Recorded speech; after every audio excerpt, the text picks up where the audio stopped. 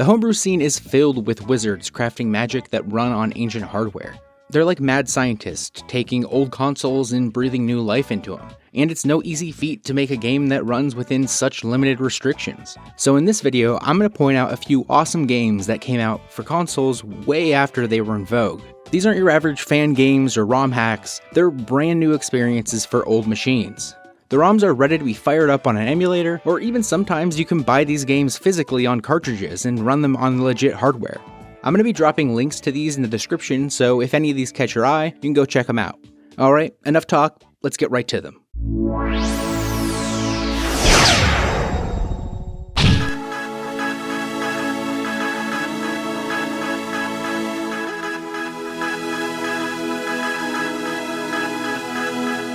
Goodboy Galaxy is an awesome homebrew GBA game that just came to Steam and is eventually coming to the Switch. You play as Maxwell, a space dog that's on a mission to fix his ship. But to do that, he's gotta bounce around alien planets, each with their own weird and charming styles. It's sorta like a Metroidvania, but with a few unique tweaks on the formula, like how on each planet they have these gates that strip away one of your abilities. So you're going to be forced to get creative and figure out how to navigate without one of your items like a jetpack, a shield, or a blaster. While you're exploring, you're going to meet a ton of unique and quirky NPCs with their own little stories and quests. And you can even make friends with them and fill out your friendship Rolodex. The pixel art is super cool here too, and the animations are really smooth and full of personality. So if you want a new, super polished GBA game, this is totally worth a look.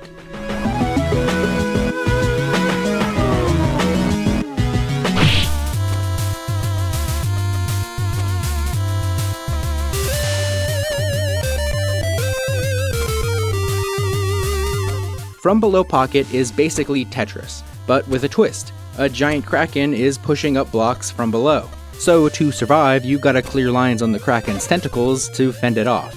It's a pretty cool mechanic that adds a whole new layer of strategy to the classic Tetris formula. This is actually a Game Boy port of a homebrew NES game, so it goes a few layers deep here. And I'm suggesting this one for the Game Boy because the Game Boy just seems to be the right place for a Tetris game, you know? But this doesn't just play like Game Boy Tetris. It's been revamped with modern features and tweaks, and really it gives you the more modern feeling, forgiving gameplay that you might expect if you're used to modern Tetris. There are 3 different modes. You've got Classic Mode, which is your standard Tetris fare without the Kraken. There's a Time Mode where the Kraken attacks every 10 seconds, and then there's my personal favorite, which is Fixed Mode, where the Kraken attacks every time you place a block, so you can imagine it gets pretty difficult. The game looks and sounds good too. There's this nice nautical pixel art theming, and the sound effects are satisfying, and the music doesn't get under your skin. And if you've got all the gear that you need, it's even got a competitive 2-player link cable mode. So if you're a Tetris fan, this is a fresh take that's become my go-to version to play on Game Boy.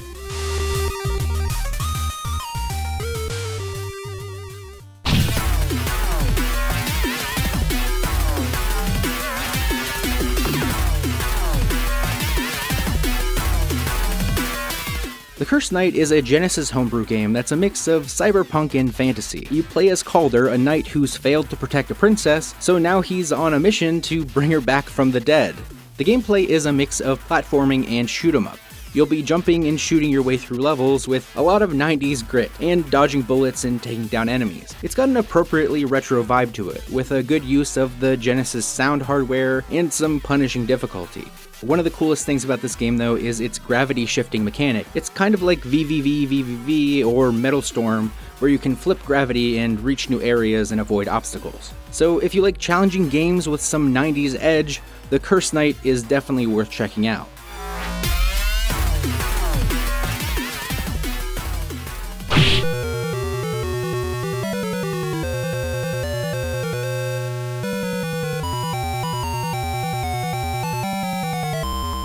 Swordbird Song, The Iron Owl is a tight little Link's Awakening tribute that could be a perfect hit of nostalgia if you're looking for it. You play as a bird who is knocked out of the air by a lightning strike and lands on an island. He then comes to discover that if he wants to be able to fly away, he has to get to the top of this tower to stop the Owl King and his never-ending storm that keeps the residents trapped on the island. Gameplay-wise, it's a very straightforward, dungeon-filled Zelda-style game. The island's residents are charming, as you might expect, for a game that's paying tribute to Link's Awakening, and there's even a trading quest. All of the pixel art and the nice full-screen story moments are really super well done. It takes about an hour to get through Swordbird Song, and I really enjoyed every moment of it. I'd really like to see the developer of this expand on it and make a more substantial game in the future, because I really enjoyed it that much.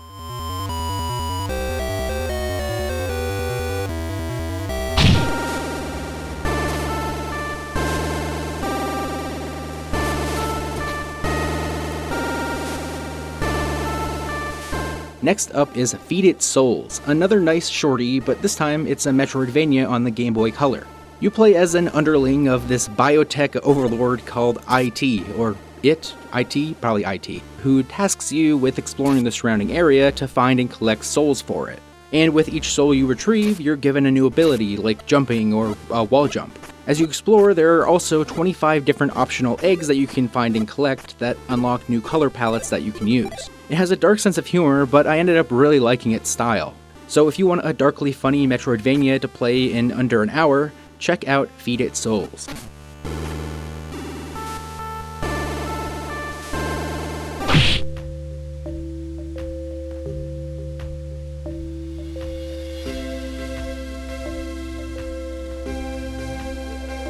This next game is currently just in demo form, but Symbol Merge is a neat Game Boy Advance puzzle platformer that has a really cool mechanic of finding different parts of shapes and combining them to create new and useful abilities. For example, you might find two lines that you combine and create a plus sign. That will grant you the ability to have an extra jump. Or you might find a line and an arrow and combine those and give you the ability to slowly drift down like an umbrella.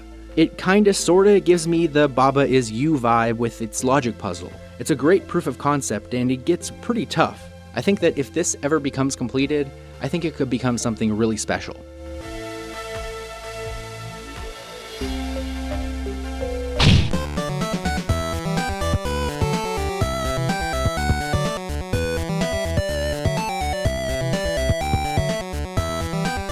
Alwa's Awakening 8-bit edition is an NES port of a Metroidvania that itself was going for a retro NES style, but this port just goes the extra mile to make it actually run on real Nintendo hardware.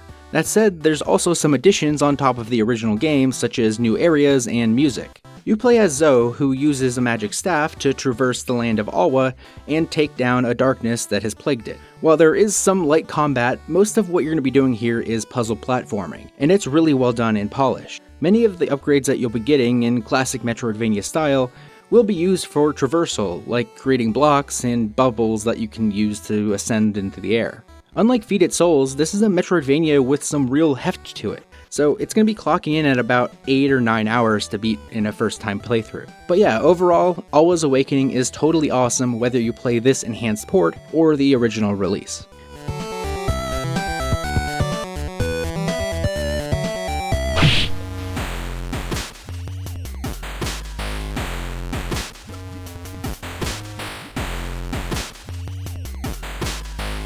Okay, yeah, I know there's a lot of Metroidvanias in this list, but I just love the genre. It's just such a slick way to structure a game and keep it engaging. But regardless, Repugnant Bounty is yet another one, this time on the Game Boy, where you play as a princess who is out for revenge on a race of creatures that killed her family.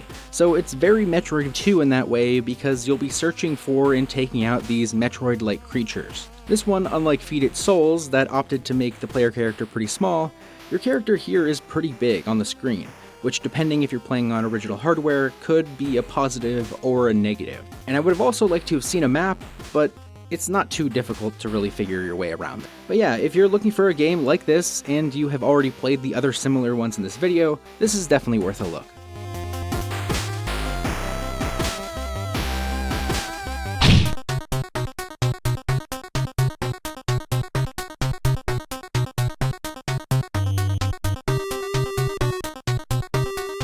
Micro Mages is an NES homebrew game that kinda brought a new life back into the scene when it came out. It was the result of a very successful Kickstarter, and the devs at Morphcat Games were very open about the process of its development, even uploading a very interesting video here on YouTube about it.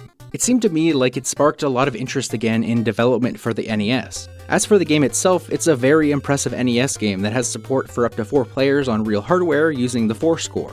That said, the gameplay you're seeing here is just me playing by myself, so yeah. Regardless though, you play as a wizard and you scale these vertical levels to reach the top. It's just polished as heck, especially the really great feeling wall jumps. I also love the size of the sprites. I really think they look great, especially on a bigger modern display. While playing multiplayer, it's a mix of co-op and competitive at the same time, in a sense, because you're working together to make it through, but you're also competing in who can get the highest score by taking out enemies and collecting gems. This is one that's also available physically as an NES or Evercade cartridge, or digital storefronts like Itch.io, Steam, or the PlayStation Store. And if you play this game all the way through and love it, there's even an official Second Quest ROM hack that's also available from Morphcat.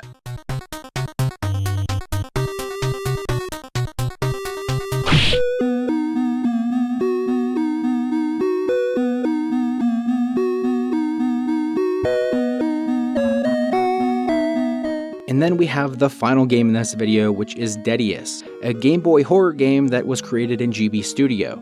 It reminds me a lot of if you took the overworld sections from Pokemon, but you told an eldritch cult story with them. You play as a kid who's having these terrible nightmares, and he soon discovers that he's not alone. And while he investigates, he discovers a dark history to his quaint village that he lives in. It's a game that makes good use of the limited resources that it has to lull you into a familiar Game Boy vibe, only to subvert it and catch you off guard. It's mostly a walking sim, but there are 11 different endings depending on who you talk to and what you do. It's a pretty short playthrough, but due to the different endings that it has, you'll probably want to get right back into it to see what other outcomes you can find. There's also a really good sense of tension due to its great soundtrack, and the occasional splashes of large-scale pixel art that add a lot of dread. So if you want a spooky game for a system that didn't really have a lot, Deadeus is totally worth a shot.